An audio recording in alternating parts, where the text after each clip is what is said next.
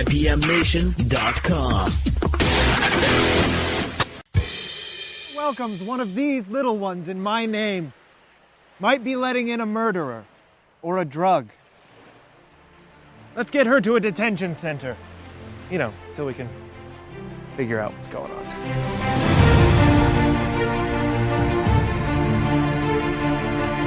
I was hungry, and you gave me something to eat. I was thirsty, and you gave me something to drink. And behold, now I'm all lazy and entitled. You shouldn't have done that. Do unto others as you suspect they might want to do unto you. What is a man profited if he gain the whole world but lose his soul? A lot. He has profited a lot. One soul for the whole world, that is an amazing deal. Why do you look at the speck of dust in your brother's eye but ignore the plank in your own? Because of her emails. Yes. If a man strikes you on the right cheek, turn to him and shoot him. That is the law. If you want to be perfect, go. Sell all the possessions that you have and give the money to a solid mutual fund. By this, they will know that you are my disciples. That you say, Merry Christmas! Christ! Christmas! That's my name in there, and I put it in there because I wanted it in there so we could all celebrate Big Boy Jesus' birthday time! Okay? Okay. Rabbi, surely you can heal me. My child, of course I could. But who would pay for it? What? I don't understand. I don't have any money. Yes, it is a sad story, but it does not make me responsible. It is super duper easy for a rich man to enter the kingdom of heaven. The richer, the better, really. Maybe get a solid gold house, just to be sure. Love your neighbor as yourself. Unless you are better than your neighbor, then tell them that they're weird, and you do not want to bake them a cake. You have heard it said, thou shalt not commit adultery. But I say to you, any man who looks upon a woman with lust in his heart should go ahead and do what he's gotta do. Lord, your followers grow hungry, and we have only this fish and bread. Oh, sweet.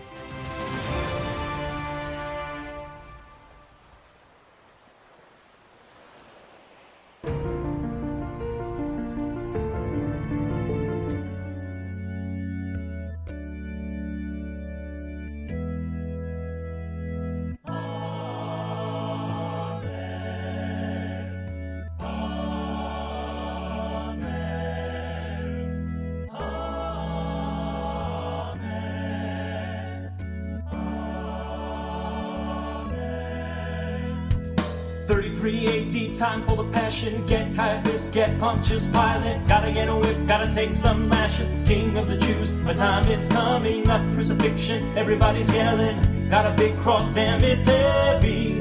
Got a crown of thorns, where are my friends? Judas, he deceived me. Peter, he denied me. Gotta tell my father, I need some new friends.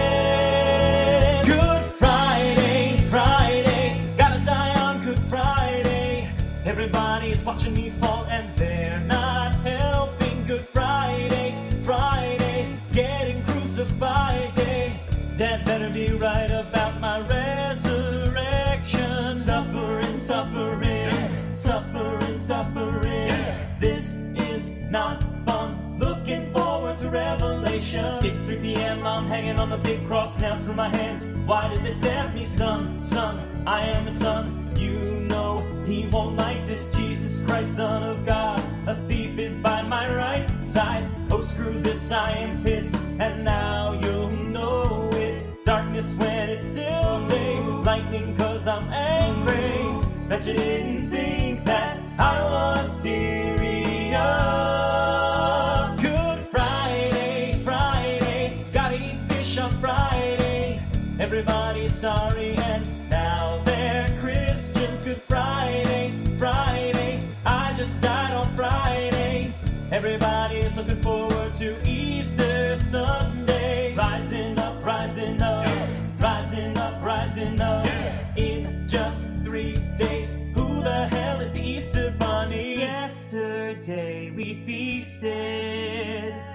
Today is Good Friday. I so crucified. I so crucified. I just saved you all today. Tomorrow I'm in a cave. Then Easter comes afterwards. I just want Sunday to come. JC, Jesus Christ, just hanging in Jerusalem in robes of white. You can walk on water, then change it into wine. How you gonna kill a man so divine? But he tricked you, son, he's on the rise. And you are in for a big surprise. Get down on your knees and start to pray, cause JC is coming back in 3 days. Resurrection, son. Good Friday, Friday. Gotta eat fish on Friday.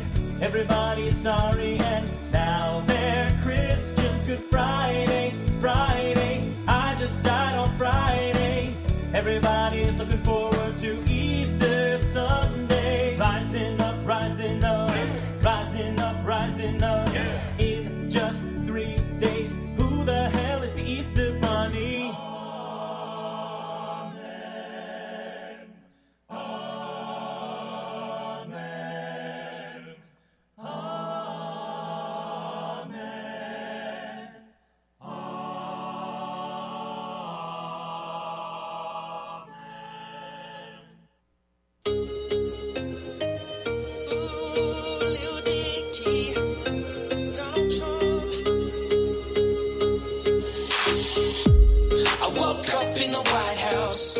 Oh my God, I'm president.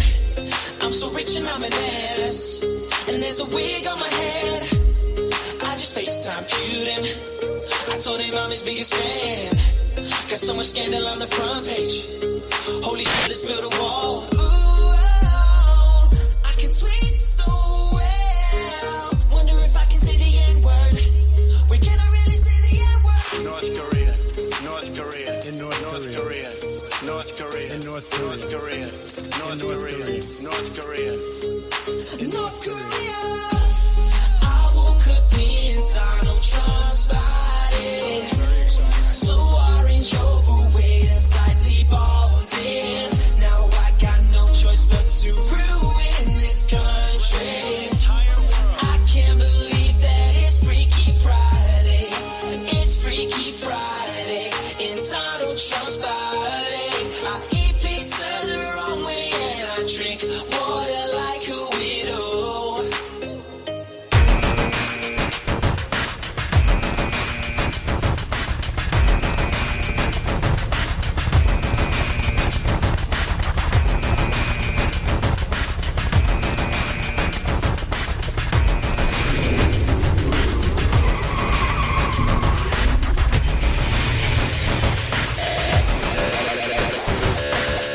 Sequence starts. 10, 9, 8, 7, 6, 5, 4, 3, 2, 1. Where is Matt? Where is Matt Connarton? I want Matt Connarton back.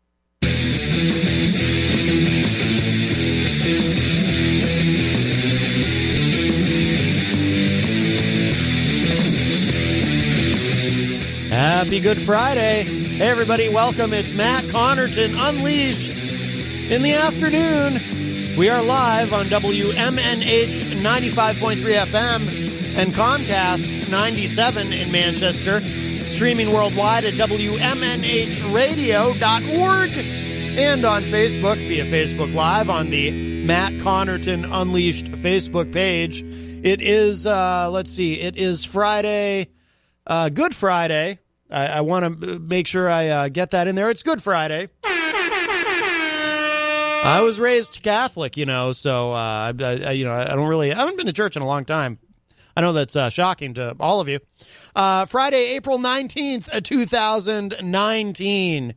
And we are live. 603-250-6007 is the number to call. 603-250-6007. You can also opine in the Facebook live chat, of course. I see Christian Cunard. Jenny is in there. Fred Boenig from the dailyripple.org. We have Dr. Jeff Cassell is in there as well. And coming up at 4:30, we're going to be joined by phone by rapper K. Daver. He's got a new release coming out called Better with Age, and we'll see what other trouble we can get into as well. He'll be calling in just a little bit. Maybe we'll play a little something for you. Let's see. So, of course, I want to let everybody know, too, who doesn't know already, that next week we won't be here. Jenny says in the Facebook live chat, Chag some each. I don't know what that means. Was she trying to tag somebody? Maybe. So next week we won't be here. No one will be here at WMNH. It will be all, replays and best ofs and so forth. So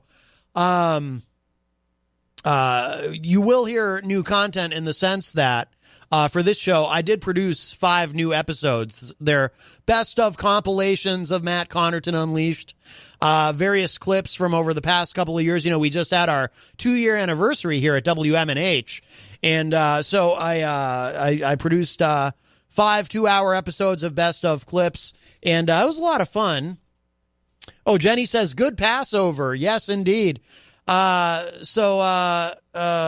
Those will air next week.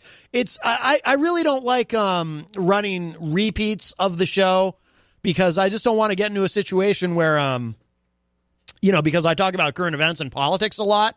So I don't want an old show to be playing and somebody hears an old show and they're like, what? I don't understand. Why is Matt sounds like he's been time traveling or something. He's talking about something that happened months ago today as though it just happened. I'm confused. I don't understand what's going on. And then, I'll be crucified for talking about old stuff.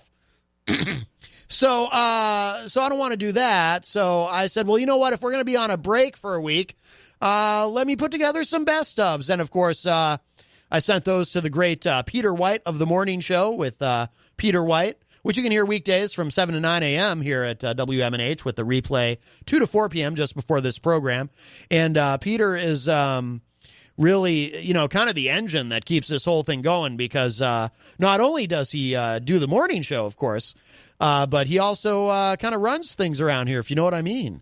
So I don't know if I'm supposed to say that, but I think it's probably okay to share that. It's kind of pulling back the curtain a little bit, breaking the fourth wall, if you will. But yes, so Peter White is you might say he's the lifeblood of the operation. By the way, speaking of Peter White, I was listening to the morning show.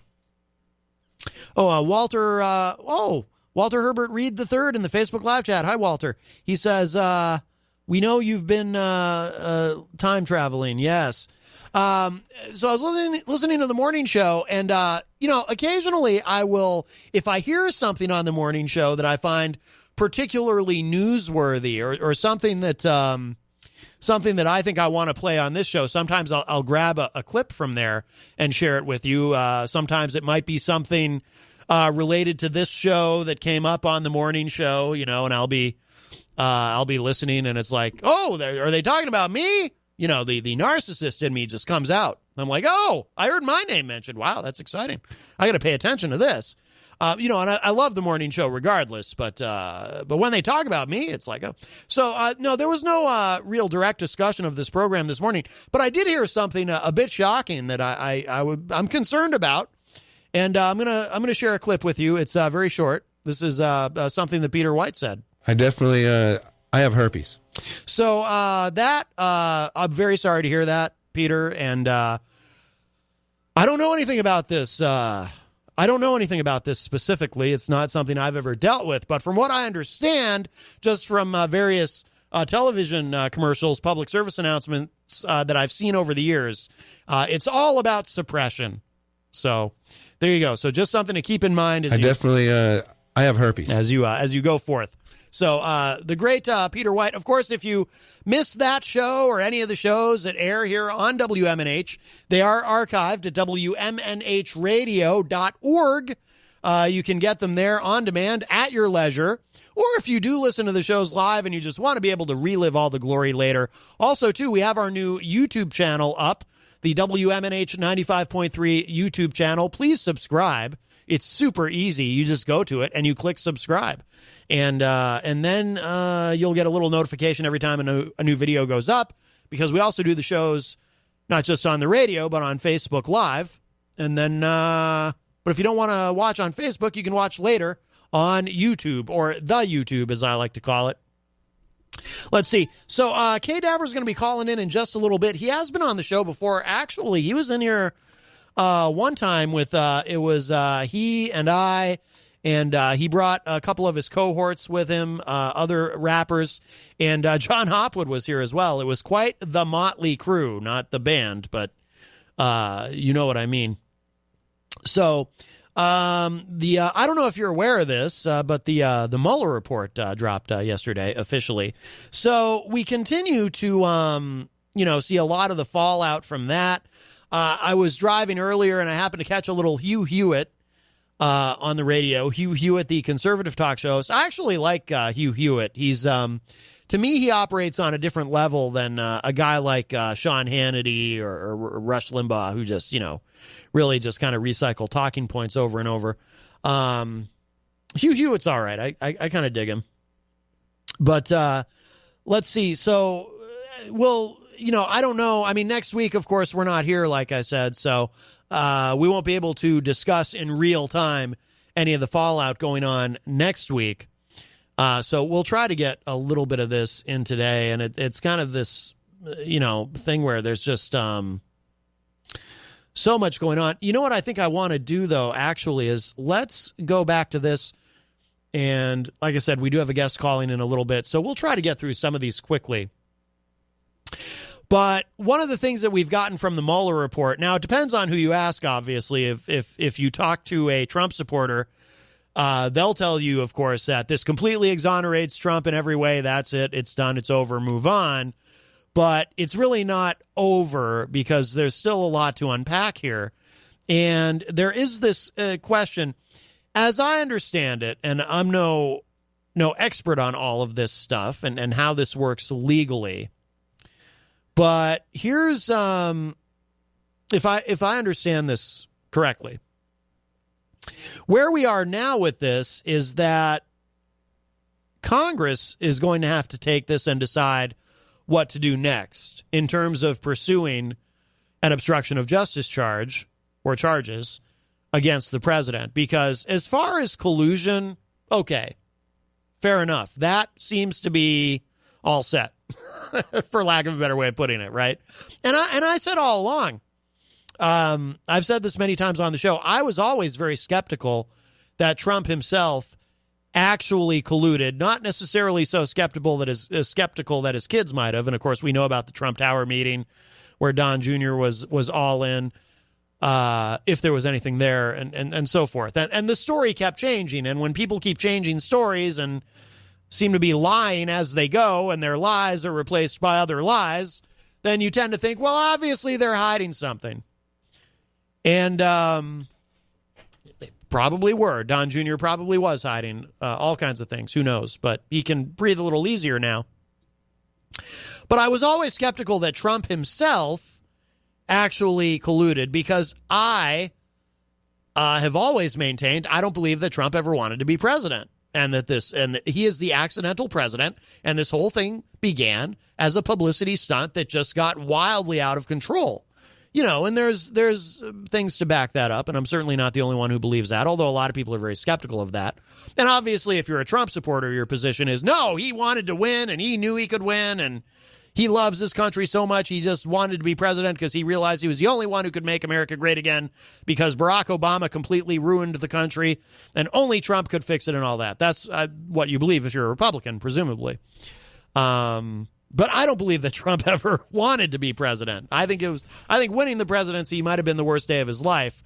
Although, according to the Mueller report, the worst thing that ever happened to him was the Russia probe being opened, because apparently he slumped in his chair and said, "I'm effed." Except he didn't say effed; he said the word, and believed it was the end of his presidency.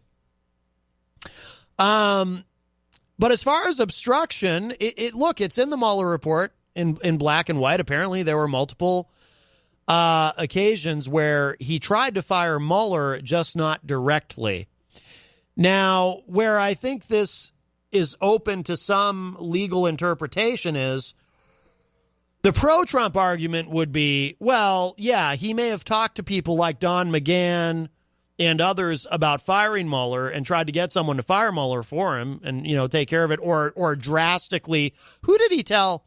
I forget now because it's a lot to take in, a lot to process. But who did he tell to tell? He told someone to tell Mueller that he wanted to limit the investigation to only future Russian meddling, but nothing that had already happened, which is, of course, the same thing as saying don't investigate anything, just shut it down.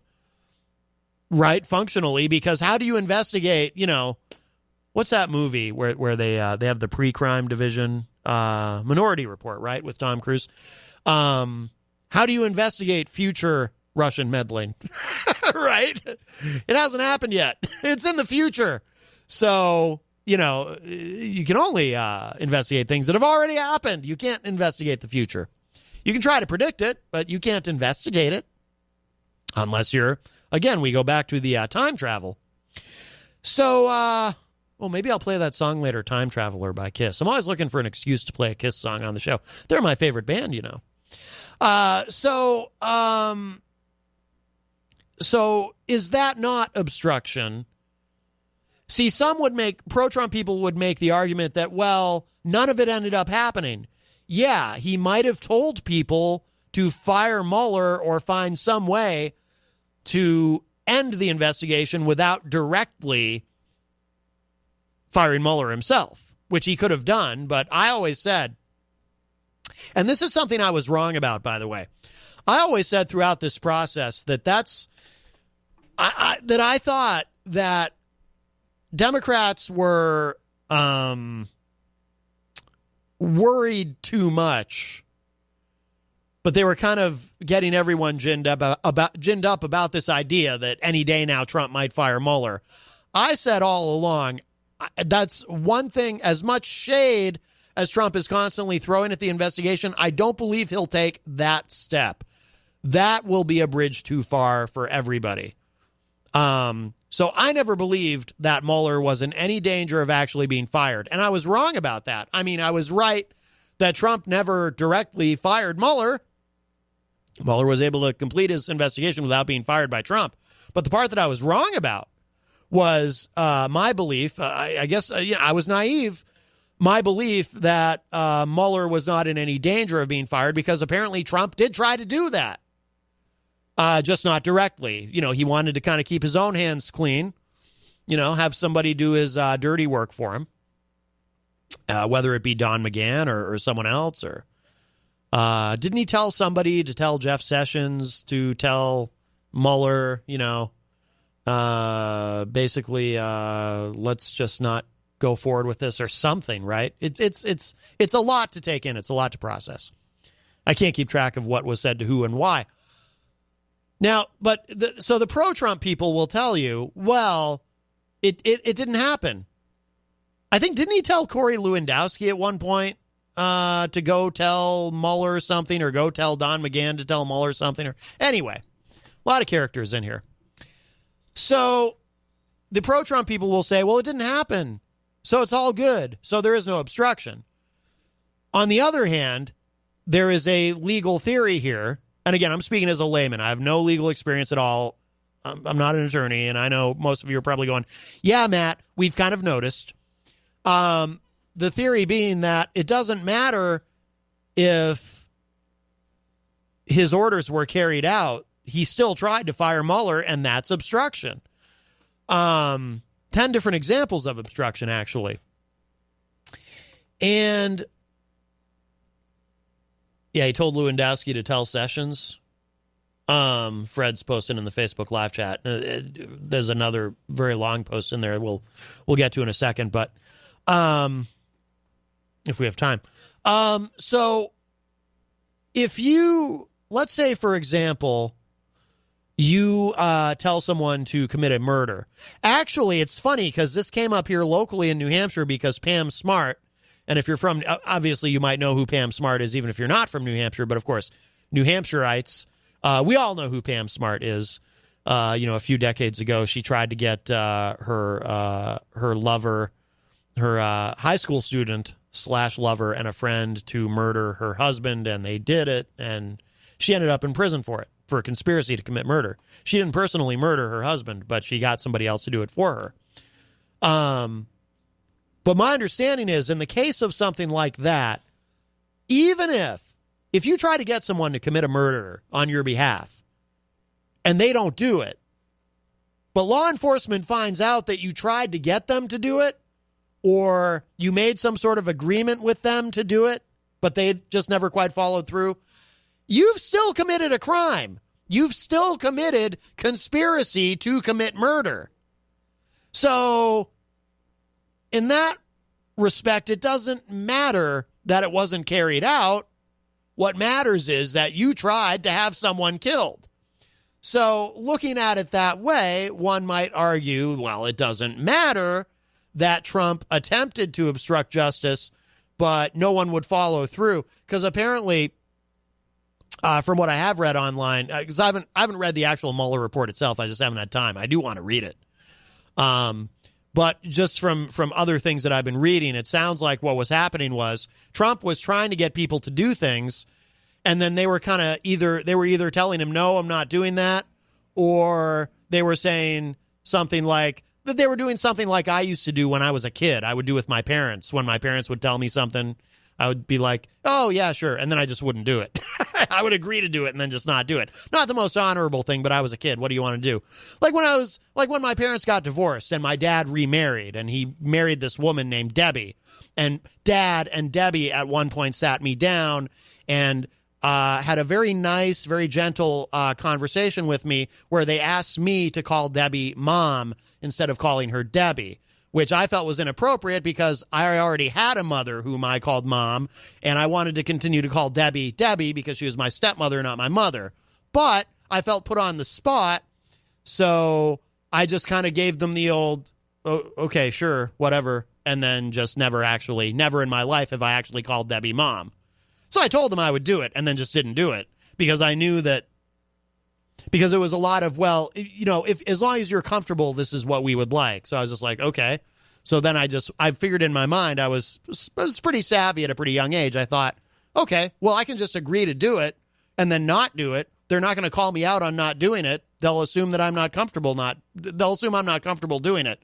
And they won't bother to follow up. So it sounds like somebody like Lewandowski was one of the people, in fact, who I remember reading, Trump told him do this, and Lewandowski was like, yeah, sure, whatever, and just didn't do it. And then Trump never followed up with him on it. And so it just didn't get done.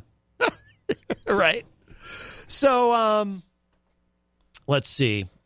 Fred posted, hello to K. Daver in the Facebook live chat. So Fred posted, the president directed that Sessions should give a speech publicly. Oh, yes, I remember reading about this.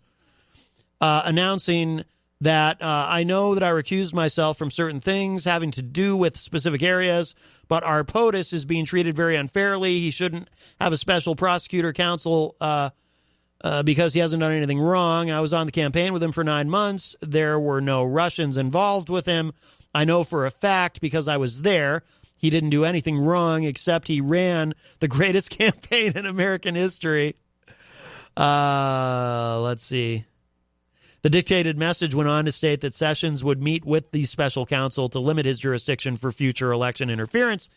Now a group of people want to subvert the Constitution of the United States. I'm going to meet with the special prosecutor to explain. This is very unfair, et cetera, et cetera. Let's see. Matt Maddock in the Facebook live chat says, Matty C, what up? Problematic. Hey, problematic in the house. In the house, you might say. All right, we have a call. Let's see. This is most likely our guest, K. Daver. K. Daver, is that you? It is. What's happening, man? How you doing? Hey, good. How did you come out in this whole Russia probe in the Mueller report? Are you in there? I think I am, but that's purely speculation. You should read that. Educate me. What's cracking? What's that with Trump? Yes. Yeah, you're not necessarily a big mainstream news guy. You're into news and politics, but of a kind of a different sort. Yeah. No, I dabble. I mean, you dabble. Obviously, we've talked many times over the years. I'm not really like I used to be, man. It's just like at what point is it just become a convoluted mess of what do you believe? You know what I mean? Sure. I don't know. By the way, earlier, so I don't know if you saw the Facebook posts, and I know it's not your newest song, but it's from a few years ago, but I thought it was appropriate for a show like this. I had shared out the video of your song America, you and Kinetic. It's a great track and a really great video. So I had shared that out on Facebook to promote that you were going to be calling into the show today. Jenny reshared it, and actually on her author's page, and she got her account was like she got flagged for the post because they were saying that yes, because Facebook was saying that we don't allow hate speech or this and that. And Jenny's like, and Jenny and I were like, well, what the hell? That's, the song is like not pro hate speech. It's anti hate speech. And, or however you want to take it. But I don't know how you get, obviously someone reported the post and then Facebook, probably a bot at Facebook just said, okay, we're going to suspend your account or whatever. But apparently now it's back. She got another message saying we got this wrong, a message from Facebook, and you're all good. So the post was unflagged. So there you go. Yeah, it was a good day. Thank you for all the kind words, man. I was just laughing because we're in this weird stage right now to where like it seems like every time me and you talk, it's a new stage. So I guess that's a beautiful thing. But we're in this weird stage now where it's like we're already national. You know what I'm saying? I headlined my own tour last year. I've done several tours last year, and I guess it's at this point now where it's kind of like a growing pain. We're bursting into new markets globally, even, and while we're getting immense amounts of love, the love is way more than the hate. But I'm receiving amounts of hate right now that I've never received before, and I guess the only thing I can come up with is, man, I guess that's how you know you're doing something right. Sure. So. Well, it's like Paul Stanley from Kiss says, you should be just as proud of the people who hate you as you are the people who love you. Because Kiss gets a lot of hate from people who don't like Kiss. So, but when you say that though, now I'm curious about something. So you said, so obviously what happened with Facebook and the sharing of the post is not an isolated incident. What do you mean when you say you're getting unprecedented amounts of hate? Like what's been going on?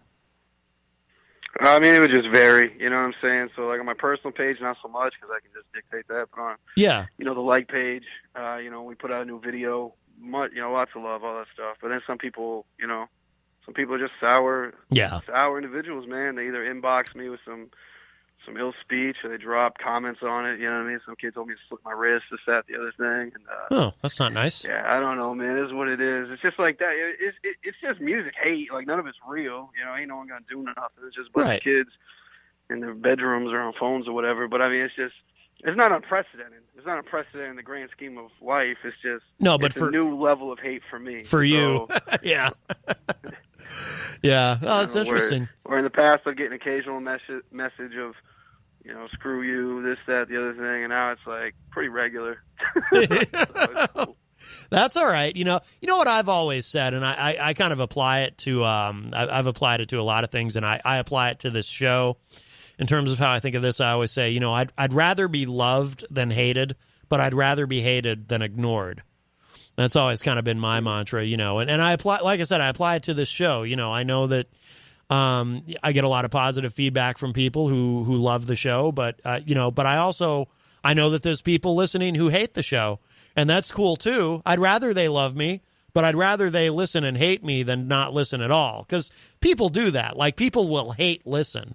I mean, that's one of the things, like when Howard Stern... That's beautiful. Yeah. When Howard Stern was very young in his career, that was one of the... It's in his first book, Miss America. He talks about that, how people, like, he would hear from people who hated him, but it's almost like they enjoyed hating him, so they would listen anyway, and I think that's Well, my sales are going up, so I hope they keep doing it. Yeah, exactly. You know what I mean? So, exactly. Another beautiful thing. Another thing is that they don't get. Every time they do a frown face or a laughy emoji or whatever, on Facebook, you laugh. So I drop a video, they laugh like it's gonna hurt my feelings or something. Anytime they do that, they're adding more engagement. They're boosting my numbers. They one are by one. So by Facebook's algorithm, the more comments of hate they drop, and the more of these little corny moves that they think is going to better themselves, right, to put me down, it's actually boosting me.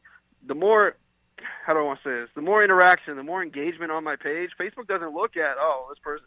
If you give me engagement, that means more people are going to see my stuff by you doing that. Yeah. Oh, absolutely. So it's a blessing. That's what a lot of people don't realize, and maybe we shouldn't give away this secret, but it's not a secret, but they're not going to stop anyway because they're so miserable in their own lives. Right, That's right. The thing.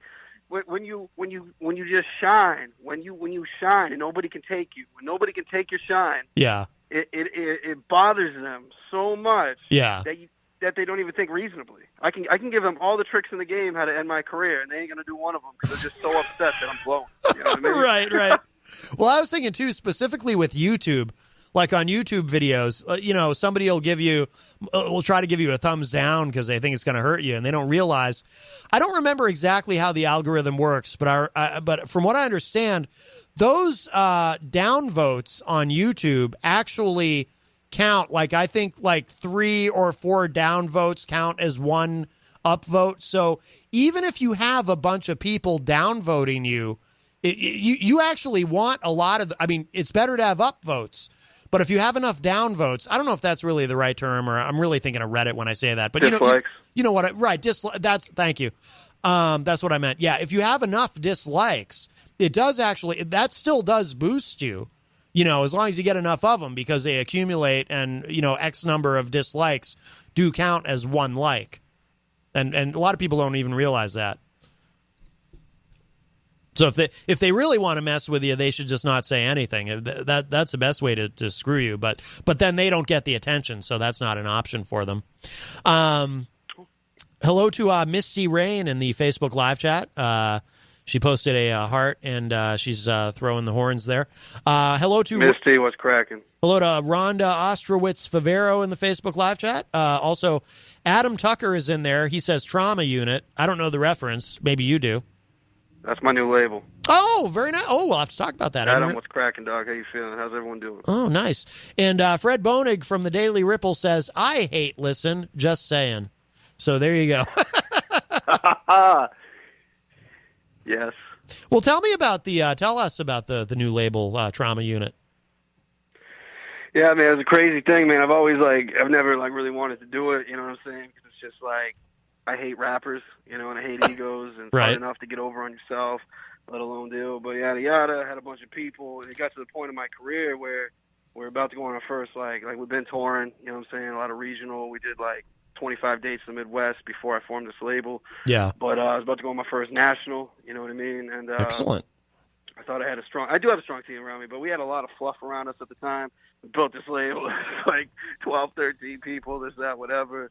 And, in the last year, a little less, you know what I'm saying, it's really dwindled down. But we got some really strong people with us right now, man. Livid, shout out to him. He just dropped an album earlier this year. We shot a visual for it. He's out here grinding. He was on my Robbie tour last year.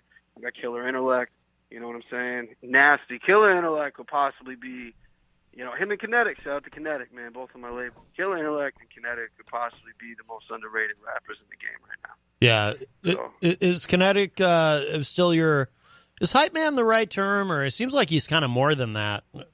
But yeah, man, he's whenever I've seen you perform live, he's been with you. He's my hype man, but we're like a group. Yeah. You know what I'm saying? So I postponed some tours and stuff for him. You know what I mean? Because he's more than a hype man. You know what I mean? Yeah. So it just wouldn't be right for me to go out on these tours. And he just had a kid. Shout out to him. You know what I mean? He's a good father. You know what I mean? But he needed a little time to get everything situated with his child. His child's 7 months old, maybe a little less. 6 months. And so. There's some beautiful things in the process of, postponing that. We got a lot of beautiful visuals dropping. I got a video, Ride Till I Die, dropping next week. I got 2 videos for the new project, Better With Age, already done. They're already shot. They're already ready. Wow. Shout out to Wax Hug Films. Shout out to Sandow Films. a lot of beautiful stuff. And we got 2 more videos we're going to be shooting at the end of next month. Just so many great things. Just so many great things right now, man. Like, I wake up and I'm so grateful, you know? Like, I can't stress that enough. Like, yeah.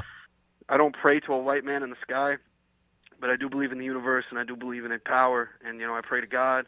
I thank God every day. Every day I wake up, I'm thankful. If you wake up and you're breathing and you're not thankful, if you're not thankful to be breathing, then you're not going to be thankful for anything that happens along the way. You know what I mean? Like, whatever's given to you, whatever you've earned, you're just not going to be grateful. You're always going to think you deserve it. Like, yeah, we all deserve stuff we work for, but at the end of the day, I know people that work their tail off and they don't get nothing. Right. So, I mean, this game, I'm just grateful. Every fan, every sale, every person I come in contact with is positive, even sometimes negative. Sometimes you can learn stuff from negative people, man. I'm rambling right now, man, but I'm just so thankful to be breathing. I'm so thankful for everything that's happening. No, I think that's great. I mean, you've earned it, man. You work hard. And you're talented, and I think that's awesome. Hello to Arnetta, if I'm saying that correctly or seeing that correctly. Arnetta Shepard, or is it Ametta? No, it looks like Arnetta Shepard in the Facebook live chat. The Honorable Heidi Hamer is in there. Walter Reed is asking, can we get a link to Trauma Unit? Do you have a website up for that?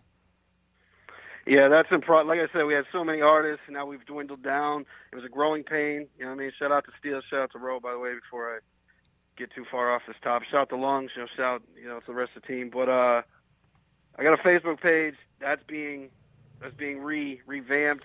We're gonna have a website. It's all revamped. It's just moving so fast. Yeah. Because we're all moving with our own careers, and as well as, you know what I mean. Like, my career personally is moving so fast that sometimes, it's just growing. So to answer his question, there's a Facebook page up, but it's all going to be revamped here in the next 6 weeks. Okay, very good. KDaver.com. You can get the Trauma Unit shot glasses, Trauma Unit charms. We got, charms, decals, as well as all the rest of the KDaver merchandise. I got several T-shirts up there. More T-shirts will be put up next week. I got beanies, hats, various other shot glasses. You know what I'm saying? Hoodies, zip-ups, pullovers, posters, phone cases, coffee mugs. Well, you just go on there, look it up, man. I got everything. Yeah. Are you still working with this? See, I don't remember who all was here that day. I don't know if you do, because it was a while ago. Remember the day you came here into the station, and you had a couple guys with you, and John Hopwood was here as well. He had a lot of fun talking to you guys. I've done a lot of drugs since then, so I can't recall. I understand. Yeah, that's no problem. And for the record, I ain't promoting drugs or alcohol. I just, Right. Well, no, I mean, no. I'm thankful every day I wake up, and at the same token, I still have my own mental things I'm dealing with, and it happens. Yeah. I mean, whatever. Dude, you can hear all about that on Better With AIDS, dropping June 8th. You can hear everything from certified bangers to struggles I've been through to, I do sprinkle in a little politics. I got one political song in there. Yeah, it's a remix, redo, you know what I mean, featuring King Gordy, called Freedom. And just the whole CD, man, is like who I am now, where I've come, where I'm going. Yeah. I mean, it's a beautiful thing. I got 3 projects dropping this year. So that one's dropping June 8th. I got a project in September, and I got one in January. Walter. So I guess technically January is next year, but it's New Year's Eve, so. Walter Reed was asking, sorry, what's that.com again? Oh, and then hello, Alice Anderson in the Facebook live Alice, chat. What's up? How you doing? It's KDaver.com, so it's KDAVER.com. Yep, she posted that in there for you. Very nice. Walter says thank you. Very cool. Yeah, no, you got a lot going on. Hey, don't worry about the memory thing, man, too. I mean, you could be, even the president of the United States forgets things. He could be given a questionnaire and he can't remember any of the answers to any of the questions. So it happens to everybody. Probably for different reasons, but I don't think it's drugs in his case. I think it's just dementia. But yeah, no, that's exciting. You got a lot going on, man. And are you going to be? Do you have another big tour coming up? Yeah, currently no. You know what I'm saying? I'm really focusing on all this product, finishing these up. I'm doing spot shows. Like I got a show in Poland this summer. I got a show in Utah. Looks like that's going to be a mini tour. Wow, you know what I mean? So all the way out to Utah. I'll probably do a couple of surrounding states. Doing a lot of private events that I'm not even putting live. I'm not telling anybody, but a lot of believe it or not, weddings, birthday parties, stuff really? like that. Oh wow, and those are really cool to me because it's just like doing venues. All right, that's cool. You know what I mean? That makes money. That's business. This is a business. If you don't treat it like a business, I don't know really what you're doing. Like, why are you doing this then? You know what I'm saying? Like, you're trying to get paid or right. But at the end of the day, these parties, you know what I mean? They still pay, but at the end of but it's not. It's different. Yeah. The people there are just so grateful to have you. You know what I mean? Yeah. It's a different atmosphere. You can do different things. When you're at a venue, the venue's on time constrictions. They're paying for security. They're paying for bartending. You know, there's just so many things you got to work around. It's like a show. Yeah. When you're at the party, you get an hour set. You rock it. Everyone's just so grateful you're there, man. There's so many beautiful things, you know, as far as that's concerned. I got a release show. It's cracking. I can't announce that yet, but a couple release shows, a couple spot shows. Like I said, I'm flying out to the West Coast for a few dates, Midwest for a few dates, and possibly in fall, but definitely next year, next spring. We got the biggest tour I've ever been on. It gets lined up and it's beautiful. Really? So I feel grateful. Very, very nice. Hello to Sapphire Brown in the Facebook live chat. She says, "Trauma." Sapphire, how you doing? Trauma unit in the house. Does she work with you at the label? She's in St. Louis. Yeah. Oh, okay. So we do shows. Like I said, we tour the country. You know what I'm saying? Yeah. So she's somebody I met in St. Louis. Awesome person, awesome supporter. Sapphire, thank you so much. Very nice. Very nice. All right. Well, you got a lot going on. Hey, what's so I haven't heard anything from well, actually, let me ask you this. Because you had a video that dropped kind of relatively recently. Is this track not this? Is that on the new one? Is that from the new Better With Age? It is on the new record, man. What's crazy is good. I was just like, blah, blah, whatever. I came up with a hook and a verse because fans want stuff so fast, but I wasn't ready to drop my record. Yeah. So I gave them a little verse and hook, you know what I'm saying? And they ate it up, and people inboxed me, like, is that on the new record? Are you going to add more to it? They wanted it so much. Yeah. I ended up writing a second verse, and we ended up shooting a music video for it. So that's one of the, not this video coming out next week, and probably not the video after that, but mid-May, the video for that song is going to be coming out. Very cool. Yeah, nice.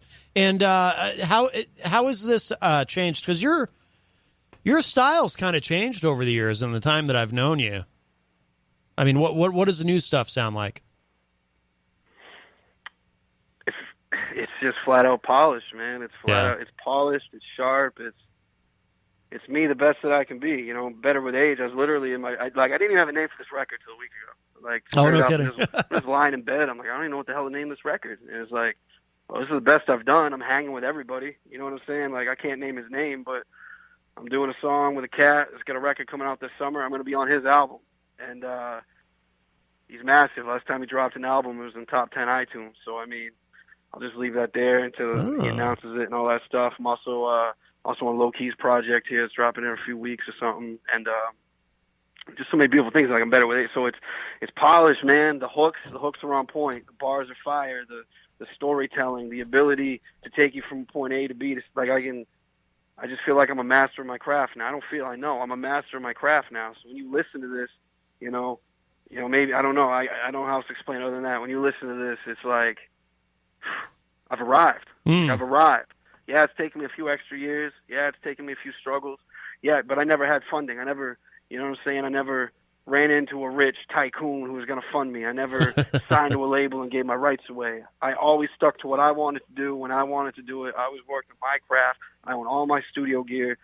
You know, $2,000 mic, $3,000 preamp. You know, like, I'm not saying to be like impress people. Oh, I'm I know. saying that because like this stuff wasn't easy to come by, and I've worked for all of it.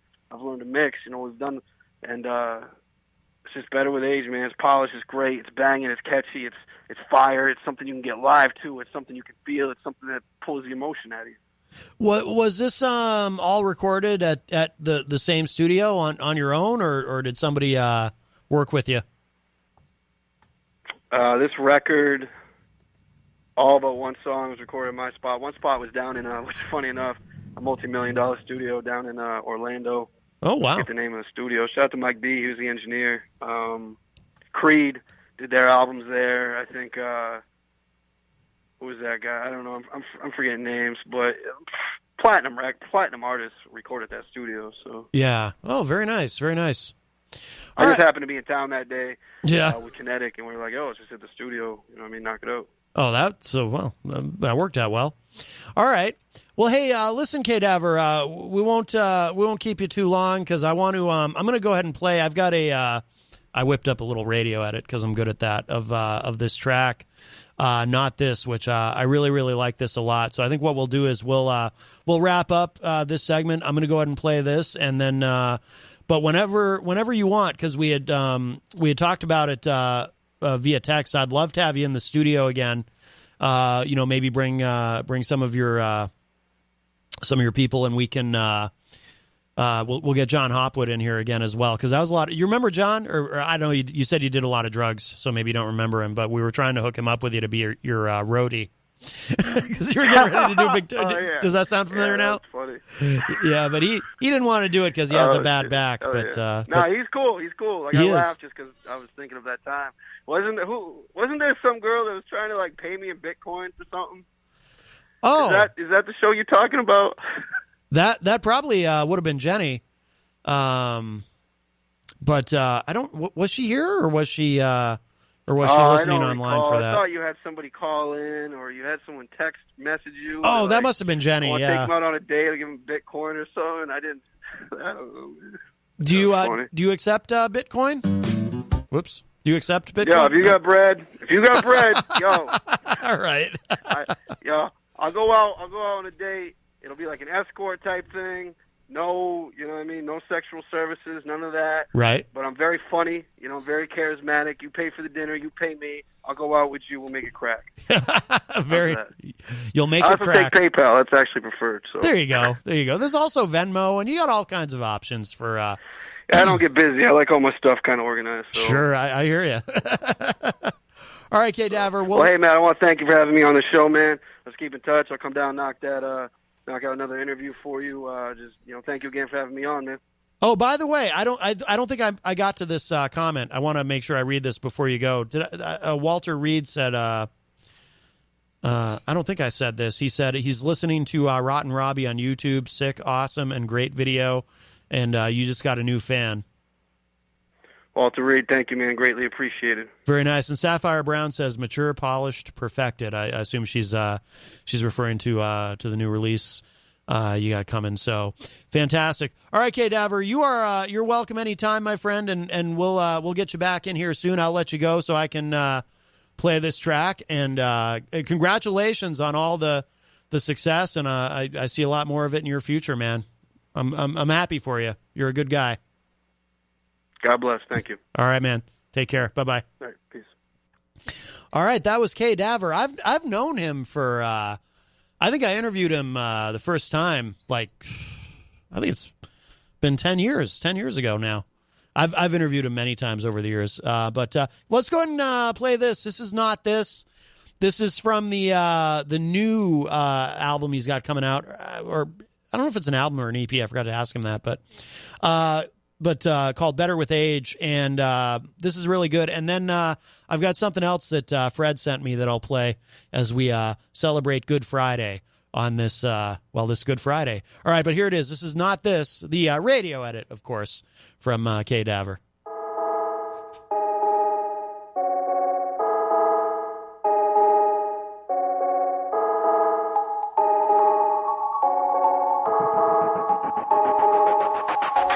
I don't know what I wanna do, but I know it's not this. I don't know what I wanna do, but I know it's not this. I don't know what I wanna do, but I know it's not this.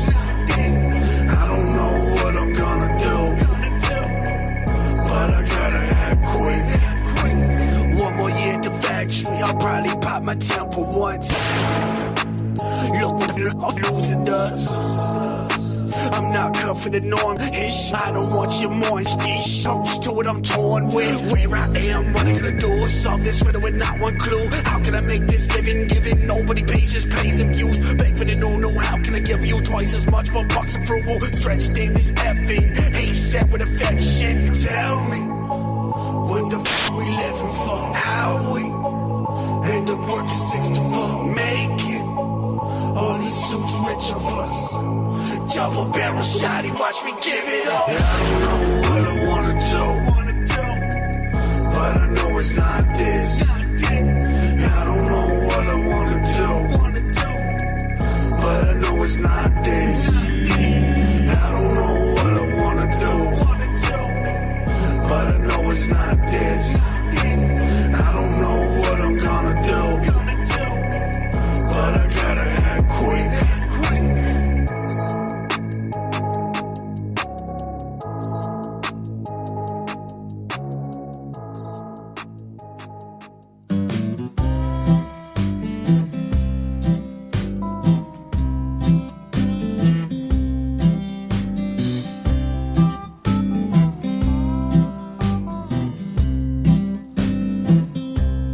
If I was Jesus, I'd have some real long hair, a robe and some sandals. That'd be what I'd wear. I'd be the guy at the party, turning water to wine, being my disciples. We'd have a real good time. Ooh, and I'd lay my life down for you, and I'd show you who's the boss. I'd forgive you and adore you while I was hanging on your cross. If I was Jesus, I'd have some friends that were poor. I'd run around with the wrong crowd. Man, I'd never be bored. And I'd heal me a blind man, get myself crucified by politicians and preachers who've got something to hide. Ooh, and I'd lay my life down for you, and I'd show you who's the boss. I'd forgive you and adore you while I was hanging on your cross. If I was Jesus, I'd come back from the dead, and I'd walk on some water just to mess with your head. I'd know your dark little secrets, I'd look you right in the face, and I'd tell you I loved you with amazing grace. Ooh, and I'd lay my life down for you, and I'd show you who's the boss. I'd forgive you and adore you while I was hanging on your cross. If I was Jesus,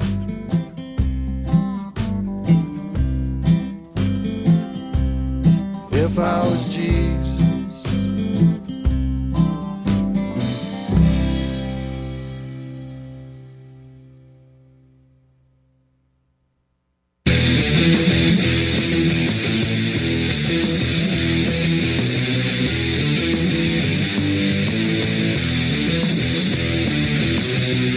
Welcome back, everybody. We're in hour number 2.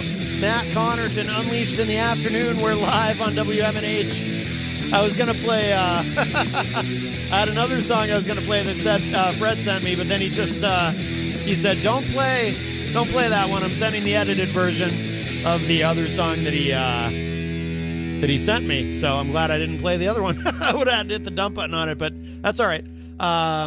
You know, I had to come back from break anyway because we have got about another 30 minutes left today because on Fridays, of course, coming up at 6 p.m., the great Rob Azevedo is here for Granite State of Mind, and he's usually got live musicians who come in and play, so we give them a little bit of time to get set up.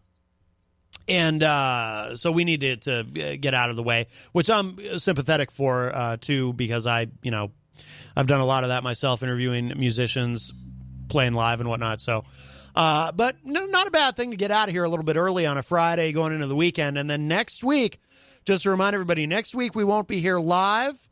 So if you tune in next week and there's no Facebook live feed, you're not I don't want you to crucify me for not being here. Next week, of course, we're off. Not just us, but all the shows here at WMNH. So it'll be, repeats and best ofs and things like that. So for the 4 to 6 p.m. hours next week, you'll hear the best of Matt Connarton Unleashed. I produced 5 episodes. Fred resent that track. Maybe we'll play it at the end of the show. I spent some time and produced 5 best of episodes of Matt Connarton Unleashed.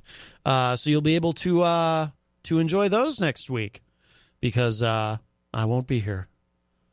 Hopefully nothing major happens. I might, if major developments occur, because we did just have the Mueller probe drop, as the kids say now, it dropped. I might post some things online on Facebook as we go through the week, about that as we continue. I know if you're a big Trump guy, you're going, no, it's over. That's what Hugh Hewitt was saying earlier. Oh, it's all over. There's nothing to talk about. But that's not necessarily true. So I'm going to play, because again, there's this whole obstruction of justice question. And by the way, even in William Barr's initial statements about the Mueller report, he said himself that Mueller said that he could not exonerate the president in the report, but there was nothing where he could necessarily suggest prosecution either. But that's actually up to Congress. It's up to Congress what they do now. So I'm going to play something for you. So this is a little bit of an explainer about the potential obstruction of justice. Let's see if this will play. This is from Politico.com.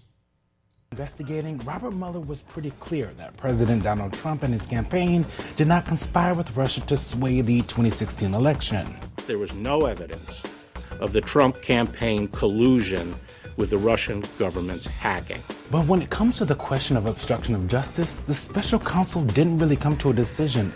Instead, he punted, saying, quote, "While this report does not conclude that the president committed a crime, it also does not exonerate him." Still, Mueller laid out 10 episodes where the president might have obstructed justice. Here are 5 takeaways from that part of the report. Let's start with Trump seemingly nudging then FBI Director Comey to drop an investigation into his national security advisor, Mike Flynn.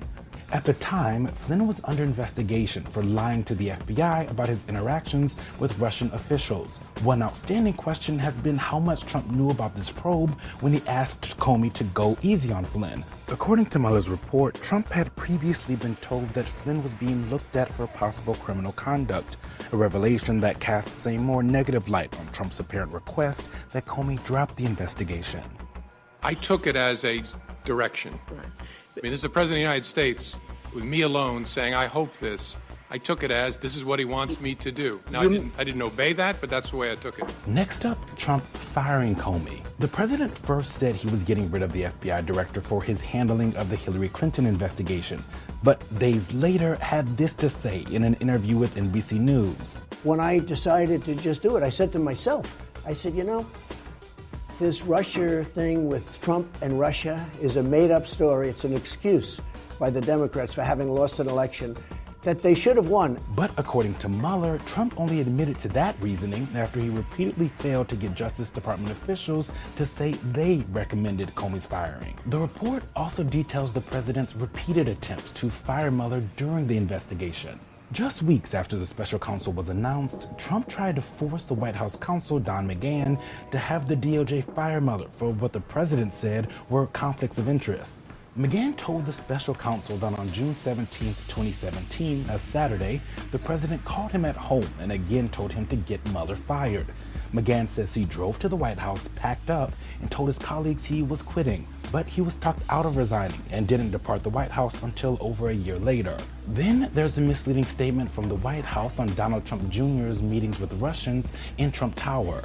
According to the Mueller report, the president's lawyers said Trump personally dictated the initial response, which claimed the meeting was primarily about adoption policy.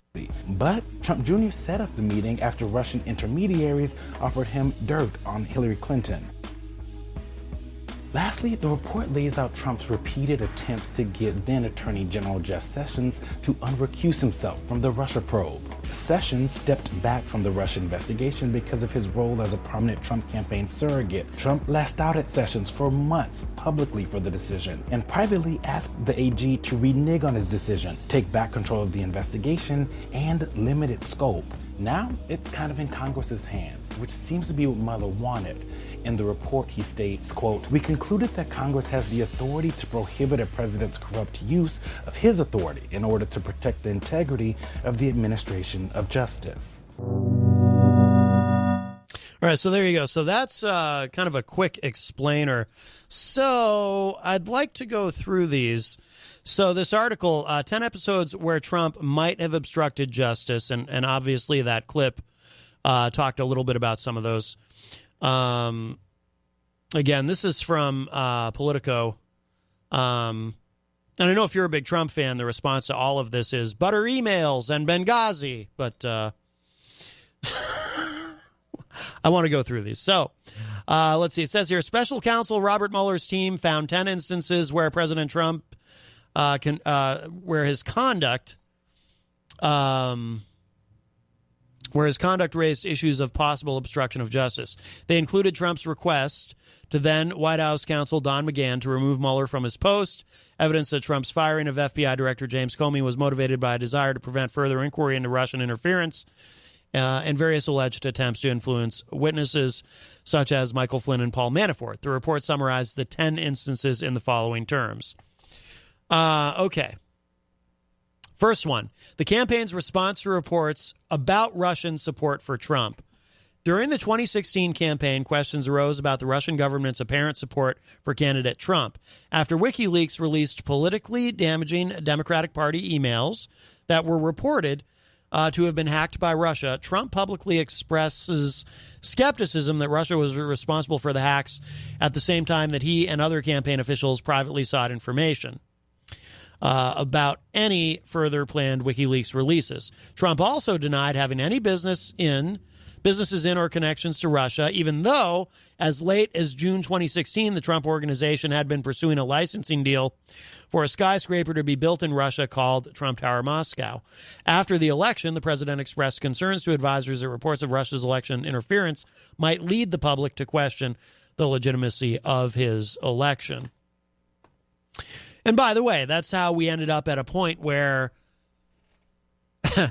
that's how we ended up with, was it in Helsinki, when you've got Trump standing next to Putin saying, well, President Putin gave me a very strong denial that there was any interference on their part. He denied it very strongly, and I don't see any reason why it would be Russia, which he then, of course, changed.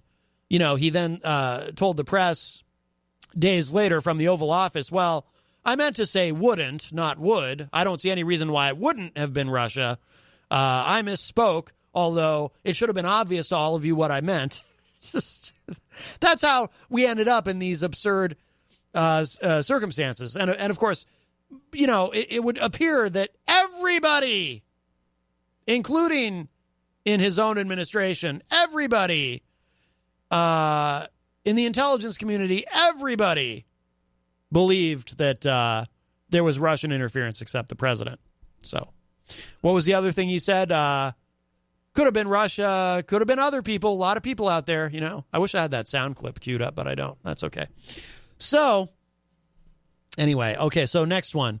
Conduct involving FBI Director Comey and Michael Flynn. In mid-January 2017, incoming National Security Advisor Michael Flynn falsely denied to the vice president, other administration officials, and FBI agents that he had talked to Russian Ambassador Sergei Kislyak about Russia's response to U.S. sanctions on Russia for its election interference. On January 27th, the day after the president was told that Flynn had lied to the VP and had made similar statements to the FBI, the president invited FBI Director James Comey to a private dinner at the White House and told Comey that he needed loyalty.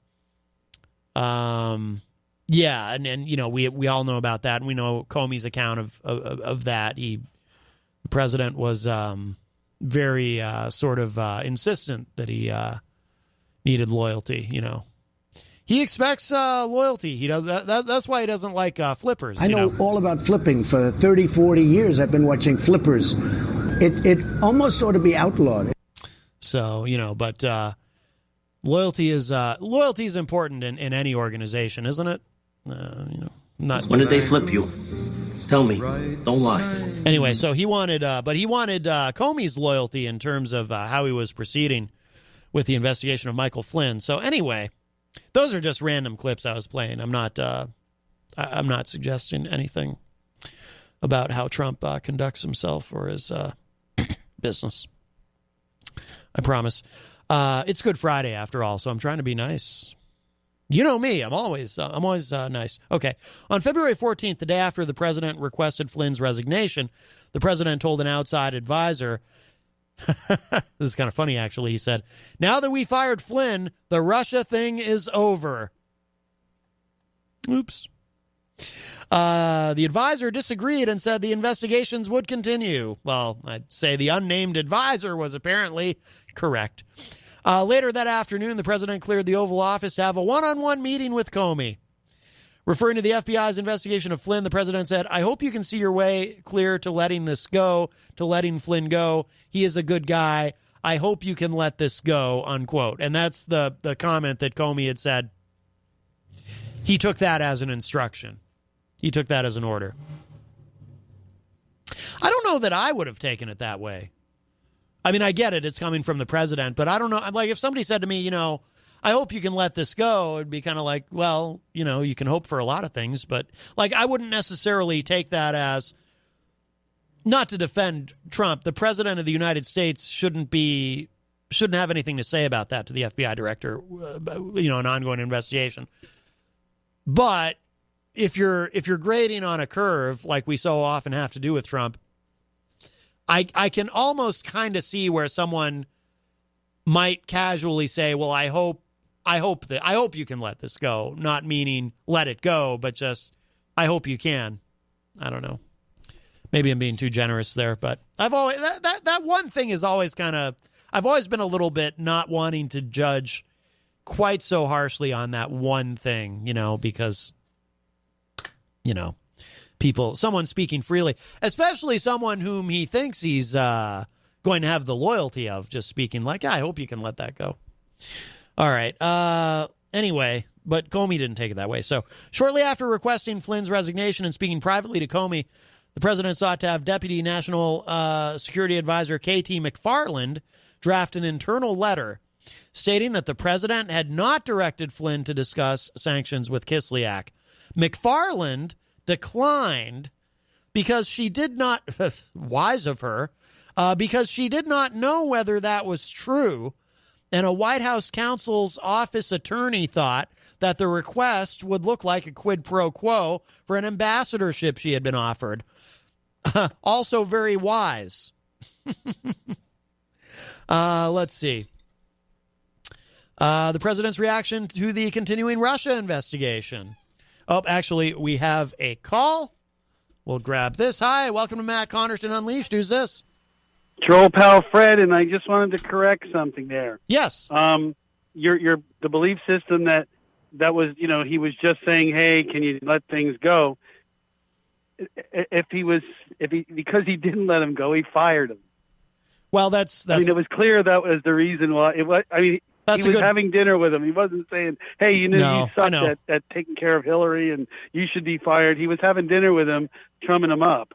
You know what I mean? Yeah, I understand. So he obviously, I understand what you're saying. Yeah, I'm just saying that I've always kind of thought that, like if someone said that to me, depending on the circumstances, I wouldn't necessarily take it as, okay, he's telling me I have to do this. You know what I mean? But I understand what you're saying too, and you're well, he's your boss. If your boss tells you, "Hey, I really think you." That's a good point. You should go on break. You should take breaks every 15 minutes and ID the station, right? Right. That's a good. You're going to do it. He says, "I think you should do that." That's a so good. Are you going to do that, or are you going to say, "Well, he just said I thought it was his opinion. I'm going to do what I want."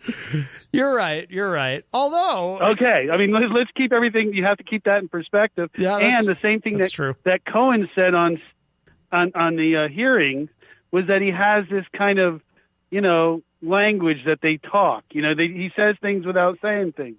If you get what I'm saying here, Oh, he's a Yonkers guy who dealt with the mob. When did they flip you? Tell Nobody me. says Don't anything. Right, yes. Well, it's all lingo. It's all, everybody gets what you want because they understand how you think. Yeah, that's a good point. This being made ain't working out the way I thought it would. A lot of responsibilities. Yeah, exactly. Yeah, no, that's a good point, Fred. You're right. I just wanted to put that out there. And I sent something in the Facebook there, the actual from page 2, where he says, if I could, this is going to be paraphrased, but he actually says this. Okay. If I could have exonerated him, I would have. But from the facts, I couldn't do that. And he's also under the bind that he couldn't, convict him or even charge him with an offense based on the fact that he couldn't, be treated like it, because they have a rule about that. So Right. he couldn't even do that. But what he was saying was, I'm not able to exonerate you because if I could, I would. And there's too much information here that Right. says I can't do that. And there's rules that say I can't indict you. Yeah, I think it's even on the DOJ website, isn't it? Like, don't they literally have it on their website? You can't indict a sitting president. And that's what he says in the second page. Yeah. That, so this whole thing about being exonerated, he says, no, you're not exonerated, but I can't charge you because it's against the rules for me to charge you. Right. But I'm telling everybody, there's 11 things here that say that he's obstructed justice. Right. But I'm not allowed to charge you. That's very much what it says on page 2. Yeah, I'm looking forward to actually. Have you read the whole? You probably haven't read the whole thing. Not yet, the right? whole thing, but I have it in a search. I downloaded it, created it into a searchable file, and I'll send it to you. Oh. And then you can just type in like F whatever, and then type in a word, and it'll pull up the document through the PDF, and you'll see it. Awesome. So when you say something, or when someone says something, I just type those words in, and it shows me all the spots into the 400 and some pages of where they show up, and then I just go look at that page. Oh, nice. Yeah. I'll send that to you. Oh, I appreciate it, Fred. Thank you. All right. Well, I'll let you go back to your show. I didn't mean to interrupt you, but I just wanted to point out that, of course, that's what he meant. Okay. No, I see what you're saying. Because he fired him for not doing it. Right. Well, also too the analogy about, like if your boss says something to you, that kind of crystallized it in my mind. I get what you're saying. Yeah. I mean, he is his boss. He's the president of the United States. If the president of the United States says, "Hey, I think you ought to take your garbage out," you're going to take the garbage out? Yeah, that's good point. Just saying. Just saying. No, you're right. You're right. All right. All right, Fred. Thanks. All right, thank you, my friend. All right, bye-bye. No, that's true. That is true. Okay. Let's see. We'll see what else we can. I don't know if we'll get through all of these because it is Friday. It's Good Friday. Happy Good Friday if you're just joining us. If you celebrate that, or happy Passover. Let's see. The president's reaction to the continuing Russia investigation. In February 2017, Attorney General Jeff Sessions began to assess whether he had to recuse himself from the campaign-related investigations because of his role in the Trump campaign. By the way, just as a side note, I'm so glad, and I've always been very happy that Jeff Sessions did that he recused himself. And the reason that made me so happy is because it infuriated Trump to the point where he spent the next several months publicly humiliating Jeff Sessions on Twitter and in various interviews, which I loved. Because if you're a new listener to the show, you might not know this about me, but I loathe Jeff Sessions and believe him to be a sociopath. So I took great joy and pleasure in watching him be humiliated repeatedly by the president. One of the few things Trump did that I really enjoyed. Anyway, in early March, the president told White House counsel Don McGahn to stop Sessions from recusing. And after Sessions announced his recusal on March 2nd, the president expressed anger at the decision and told advisors that he should have an attorney general who would protect him. He wanted Sessions to be his new Roy Cohn. That weekend, the president took Sessions aside at an event and urged him to unrecuse. Has that ever been done, by the way? Unrecusal? Later in March, Comey publicly, no take backsies with recusals. That's what I say. Later in March, Comey publicly disclosed at a congressional hearing that the FBI was investigating, quote, the Russian government's efforts to interfere in the 2016 presidential election, unquote, including any links or coordination between the Russian government and the Trump campaign. In the following days, the president reached out to Director of National Intelligence and leaders of the Central Intelligence Agency and the National Security Agency to ask them what they could do to publicly dispel the suggestion that the president had any connection to the Russian election interference effort. The president also twice called Comey directly, notwithstanding guidance from McGahn to avoid direct contacts with the Department of Justice. Comey had previously assured the president that the FBI was not investigating him personally, and the president asked Comey to lift the cloud of the Russia investigation by saying that publicly. I've always wondered too exactly what Trump was expecting there. When Trump asked Comey to say that publicly, was he expecting like Comey to do something like when he talked, when he did the press conference at the conclusion of investigating Hillary Clinton, and he said, basically announced, yeah, she was sloppy about this and that, maybe a little careless, but we don't think she did anything willfully criminal, etc. Like, what did he want Comey to do the same thing for him? Have a press conference and tell the media publicly, by the way, the president himself is not under personal investigation. I've just always wondered about that. Like, what? We'll never know, probably, but we'll certainly never know. But I just wonder what Trump had in mind exactly when he asked Comey to do that. Okay. So next was the president's termination of Comey on May 3rd, 2017. Comey testified in a congressional hearing but declined to answer questions about whether the president was personally under investigation. Within days, the president decided to terminate Comey.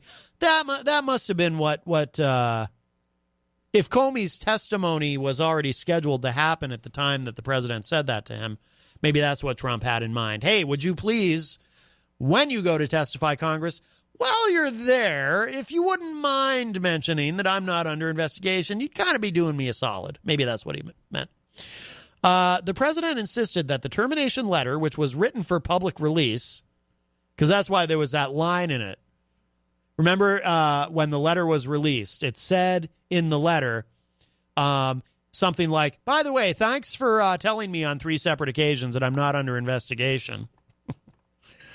So the president insisted that the termination letter state that Comey had informed the president that he was not under investigation. The day of the firing, the White House maintained that Comey's termination resulted from independent recommendations from the AG and deputy AG that Comey should be discharged from mishandling the Hillary Clinton email investigation. But the president had decided to fire Comey before the hearing from the DOJ. The day after firing Comey, the president told Russian officials he had, quote, faced great pressure because of Russia, unquote, which had been taken off by Comey's firing. The next day, the president acknowledged in a television interview that he was going to fire Comey regardless. I believe that's referring to the NBC interview with Lester Holt. Because this was part of the problem, and there's a pattern of this, obviously, but this is part of the problem. I always say, I've said from the beginning, Trump's problems generally are self-inflicted because he makes problems for himself, and this is an example of how he did that. And his story kept changing, and when you keep changing, you know what happens when you keep changing your story? People start to think that you might be lying. Go figure. Anyway. So he acknowledged in a television interview that he was going to fire Comey regardless of DOJ's recommendation, and that when he decided to just do it, he was thinking that, quote, this thing with Trump and Russia is a made-up story, unquote. In response to a question about whether he was angry with Comey about the Russia investigation, the president said, quote, as far as I'm concerned, I want that thing to be absolutely done properly, unquote, adding that firing Comey, quote, might even lengthen the investigation, unquote. All right. Let's get one more of these in, and then we got to start to wrap up. Okay. Actually, I might want to skip down if there's one here that I find particularly juicy. Let me just look.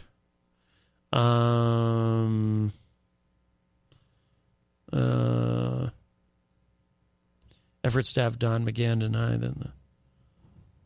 Yeah, this one looks interesting. We'll end with this one. Efforts to have Don McGahn deny that the president had ordered him to have the special counsel removed, because we talked about that earlier. McGahn had asked Don McGahn, and Don McGahn said no. And Don McGahn apparently told somebody that Trump had asked him to do, quote, crazy stuff, to use his exact words. And we all know Don McGahn, I mean, he sat with Mueller for hours being interviewed and whatnot, because Don McGahn, one of the more competent of the attorneys who was in Trump's employ, or technically in the employ of the White House, wasn't going to risk going to jail for Donald Trump. So in early 2018, the press reported that the president had directed McGahn to have the special counsel removed in June 2017, and that McGahn had threatened to resign rather than carry out the order. This sounds very Saturday Night Massacre, doesn't it? To use a Watergate reference. There's definitely a parallel here.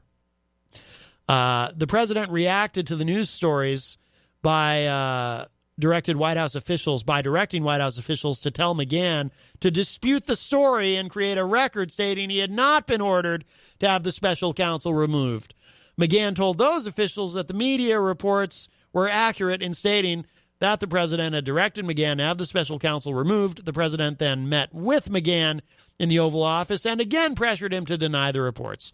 In the same meeting, the president also asked McGahn why he had told the special counsel about the president's efforts to remove the special counsel and why McGahn took notes of his conversations with the president. McGahn refused to back away from what he remembered happening and perceived the president to be testing his mettle. So we'll end on that one. I did read something else about that was interesting, though, that part where, McGahn was taking notes and Trump asked him, why do you do that? None of my other lawyers have ever done that. And McGahn said, well, I'm actually like a real lawyer. So, I would think it would be rather bizarre for an attorney not to take notes. So, hello to Michael Alber in the Facebook live chat. All right, phone's ringing.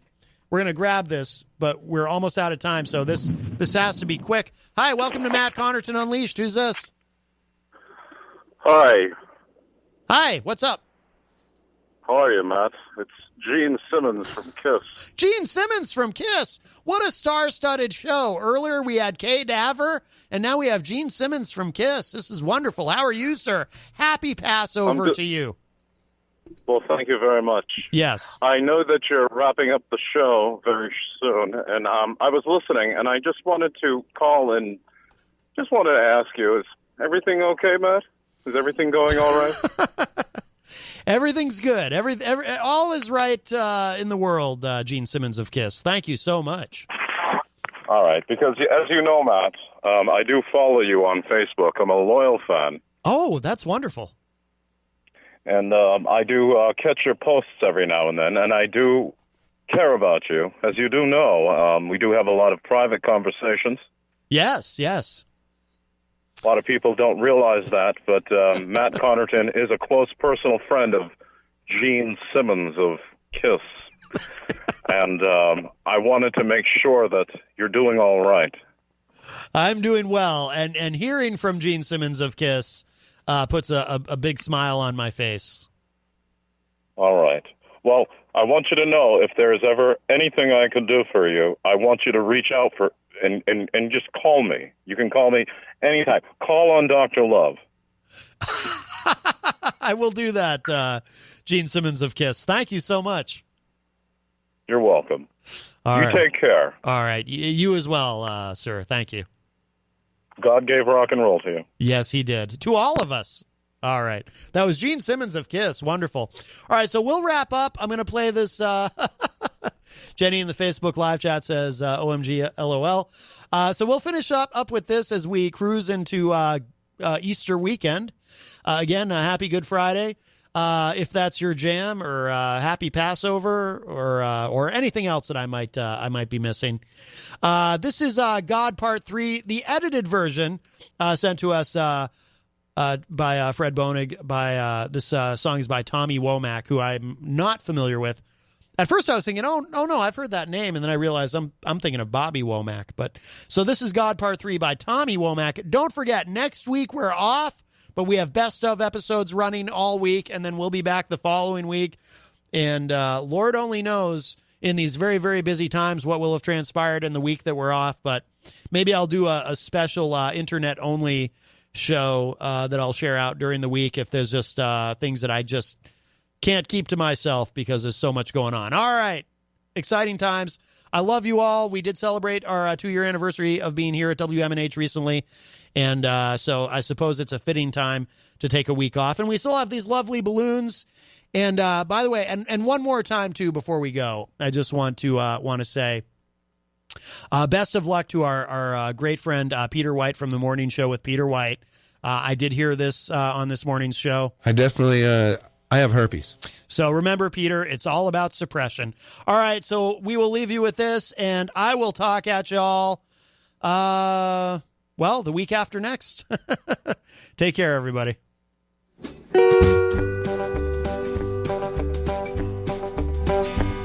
My daddy was a preacher, so am I.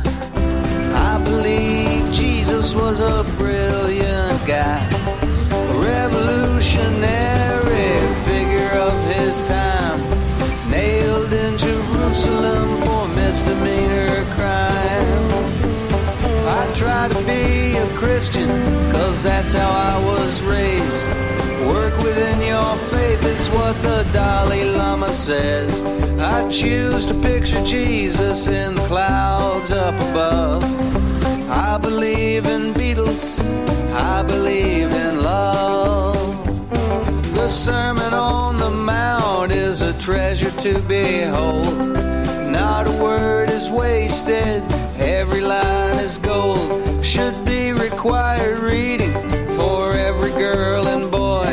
It's one part of the Bible I actually enjoy. His name was really Yeshua, that's what the folks would say. His people were so poor they couldn't afford the letter J. That letter didn't come till the Romans came to town. IPMNation.com